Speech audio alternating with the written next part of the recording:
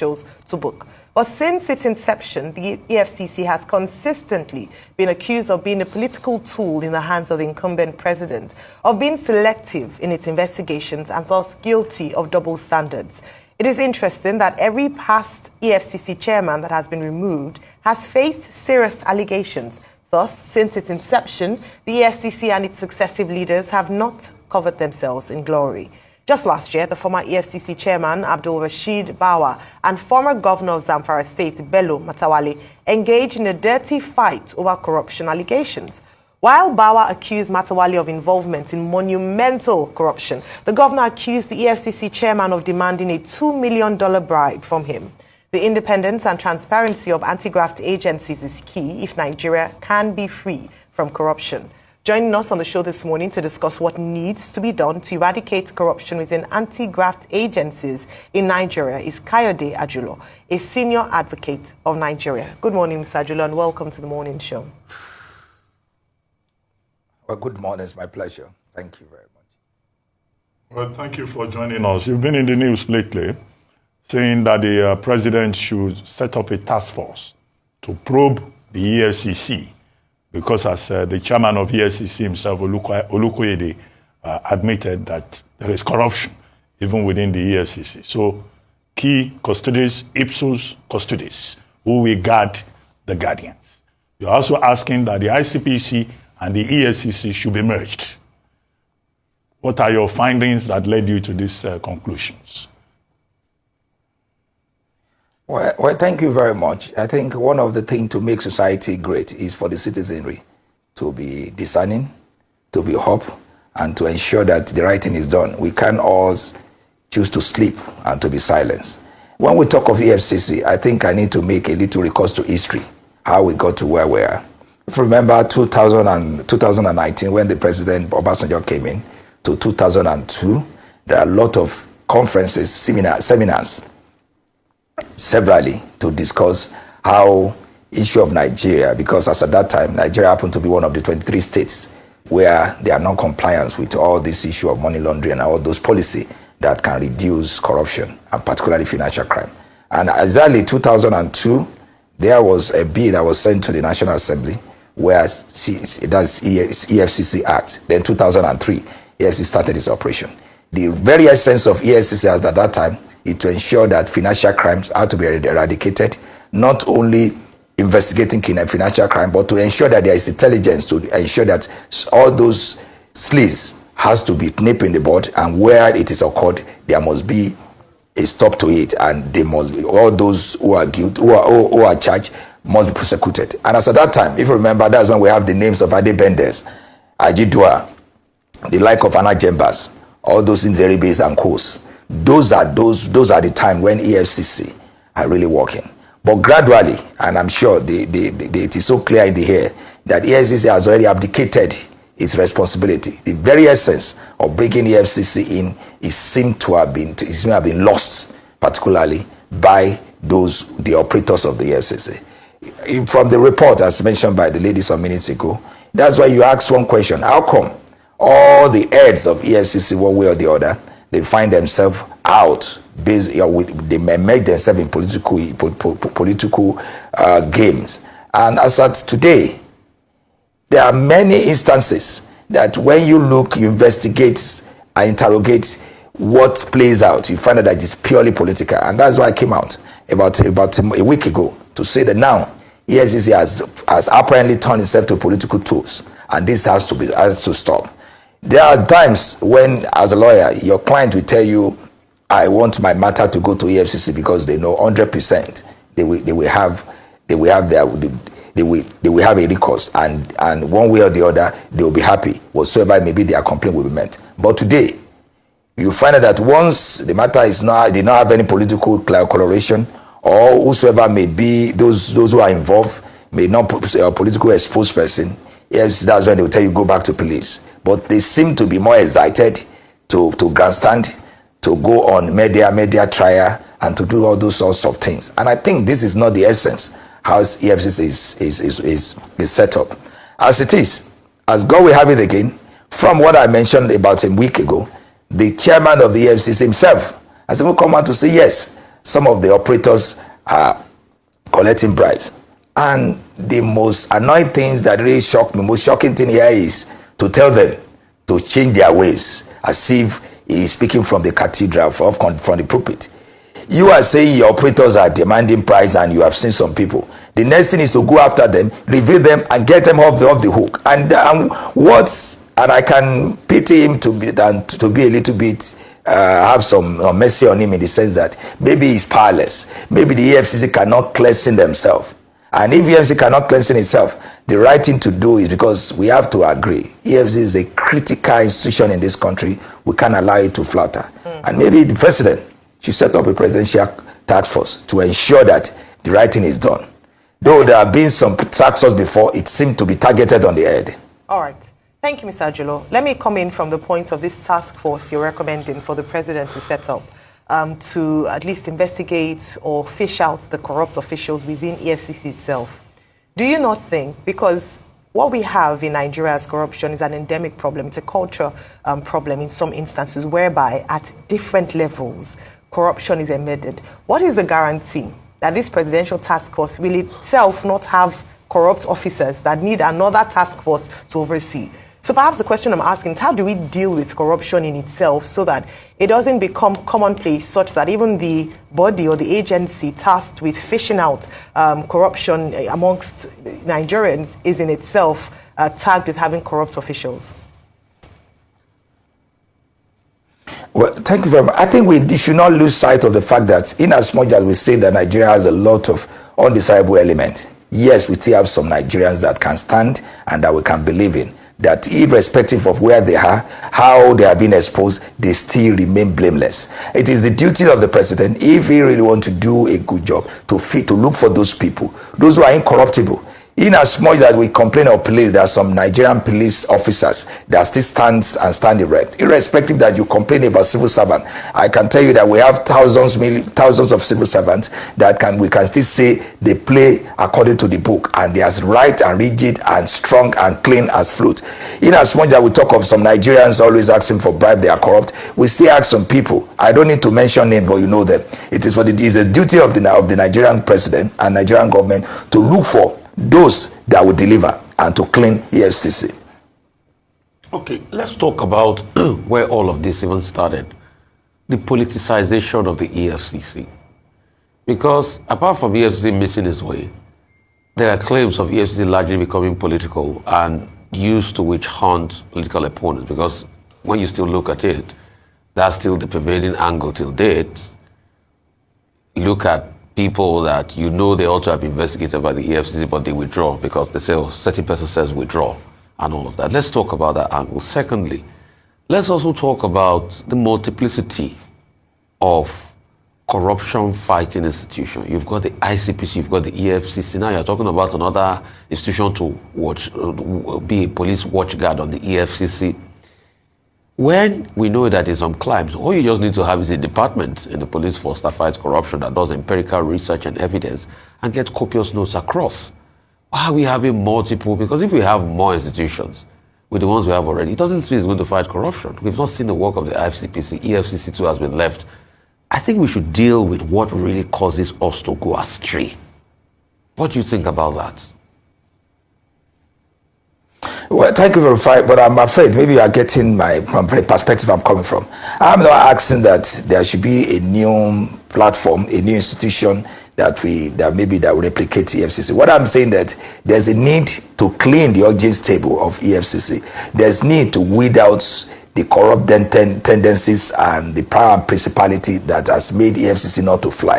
The essence of the task force is not something that will be permanent. Its essence is more like an auditing integrity test to check who are those people. If, for example, today, the chairman, chief executive officer of the FCC has already agreed that some of his men are corrupt, the next thing I'm expecting, particularly as a lawyer that he is to say this and this and this is who they are and off the table. But to stop at the point of saying they are corrupt and now to be begging them or to be sermonizing and urging them to change their ways, I believe that is not wrong.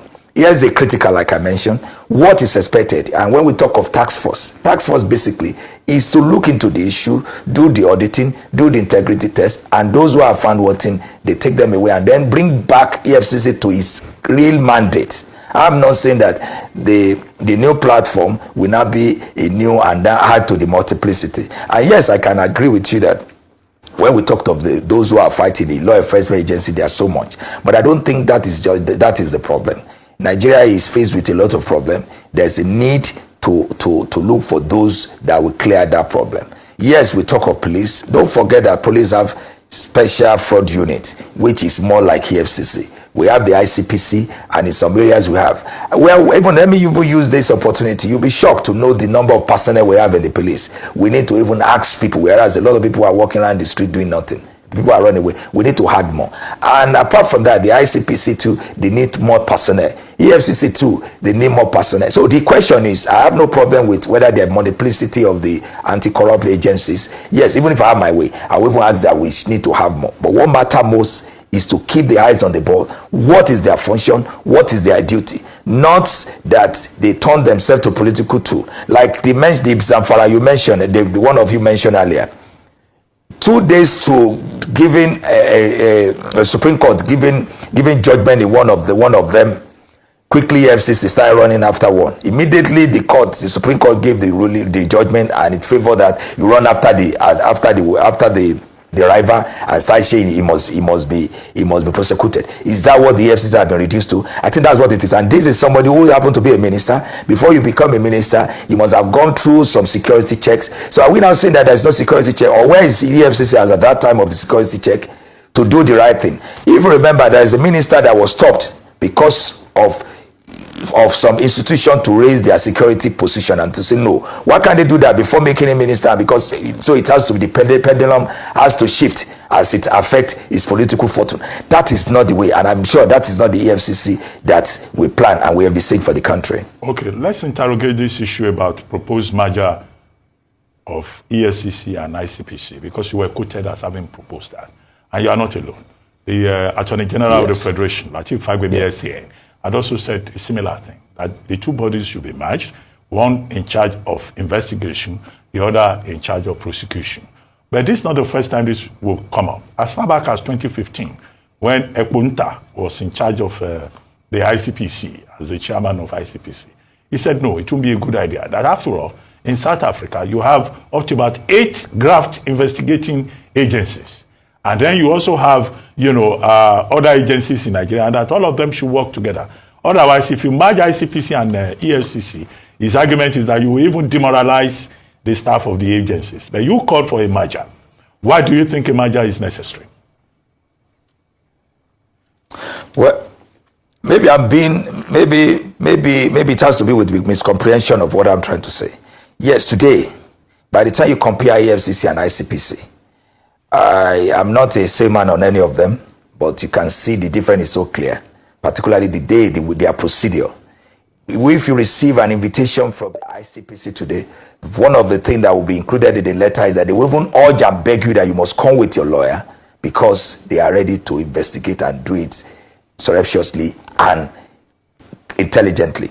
And when you see such, one will not do much than to ask that if we bring this together, maybe there will be sanity in the system. But if I must tell you the truth, my idea and what I'm proposing is even to have the merger would be like we have a central body and have different agencies. I did not see anything wrong if the Attorney General, the Honorable Attorney General, should propose for two merger with one doing. I would propose that we have merger with about 6 different agencies. Here we are talking of the investigation, we are talking of prosecution, forgetting that most of the proceeds of crime and most of this property has to be managed. The question that there must be an agency that will manage such properties, such proceeds. Why I'm saying that is this: today we have a situation where EFCC will do the investigation, EFCC will do the prosecution, and whatsoever may be the proceed, particularly the property, they are the ones. And that's why you find out that it is always so palatable, so attractive to quickly grabbing all the properties to ensure that, we are the one managing it. I don't think that's the way. So the idea is, I think I wrote a thesis recently, though I'm here to even conclude it. You'll find out that if there must be such merger, it is to have like a central body. It's, for example, where you have the NSA.